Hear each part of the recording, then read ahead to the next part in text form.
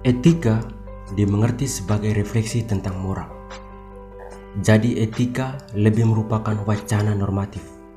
Dalam hal ini, tidak selalu berupa perintah yang mewajibkan, karena bisa juga kemungkinan untuk bertindak.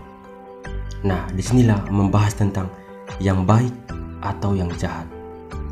Oleh karena itu, etika lebih dipandang sebagai seni hidup yang mengarahkan kepada kebahagiaan dan kebijaksanaan.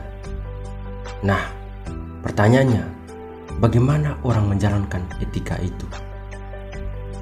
Di sini saya akan mengangkat dua tokoh, yaitu Zen dan Konfusius. Dari pemikiran mereka ada kesejajaran mengenai konsep etika ini. Kedua tokoh ini melihat manusia mencapai suatu tatanan hidup yang baik adalah dengan memahami suatu realitas. Realitas yang dimaksudkan adalah hidup manusia dengan kebajikan-kebajikan. Nah, afirmasi dari gagasan ini adalah etika yang merupakan prinsip utama yang harus dibangun. Berikut ajaran mereka. Dalam ajaran Zen, ia mengajak manusia untuk melihat objek dengan masuk ke dalam objek itu sendiri. Kesadaran itu harus dibangkitkan untuk memperoleh pencerahan atau satori.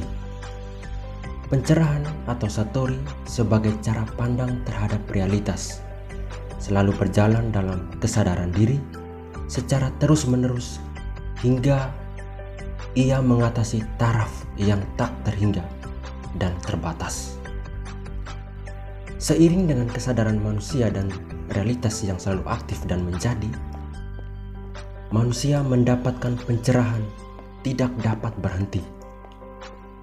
Kehidupan baik menjadi tuntutan utama dengan menjalankan etika sebagai model memahami realitas terhadap pribadi dan orang lain tanpa penindasan apapun. Begitupun dengan ajaran Konfusius.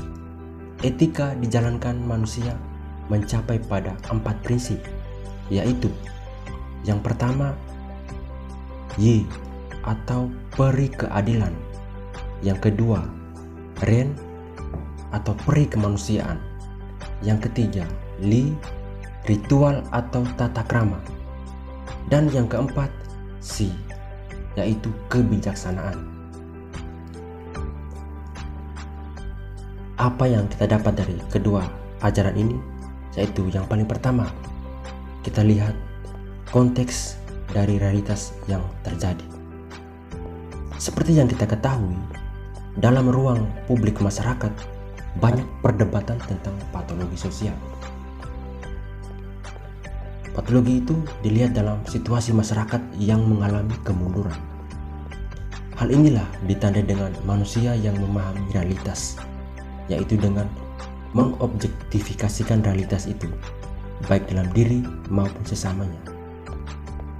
Arti kata mengobjektifikasikan ini adalah manusia yang menjalani tanpa rasa kepedulian, rasa cinta, karena dalam bentuk suatu penindasan atau dijalankan dengan hawa nafsu manusia itu sendiri.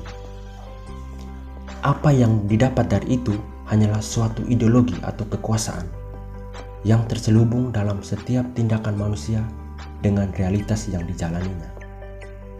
Nah, oleh karena itu, intersubjektivitas manusia itu menjadi semu karena mengaburkan etika dalam hidup demi suatu tujuan menjadi realitas yang diinginkan. Intersubjektivitas yang dimaksudkan adalah manusia menjalankan cinta, pengorbanan, kepedulian, karena di dalamnya ada hubungan relasi antara manusia. Sikap intersubjektivitas adalah orang yang menjalankan etika yang sungguh menjadi perhatian utama mereka. Bagi mereka, kebahagiaan tertinggi hanya dapat diperoleh dengan kehidupan yang berkeutamaan.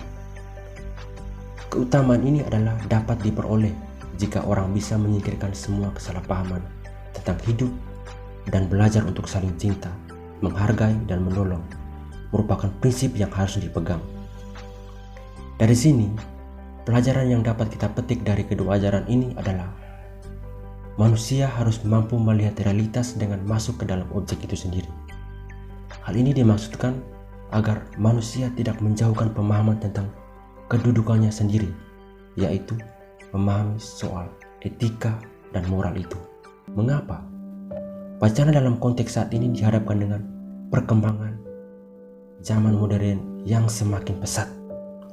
Perkembangan ini ditandai dengan manusia yang teralienasi dari martabatnya. Contoh, manusia yang berubah menjadi barang akibat nafsu kapitalisme industri yang meninggalkan etika terhadap sesamanya yang dianggap budak atau bawahannya. Sekian dan terima kasih.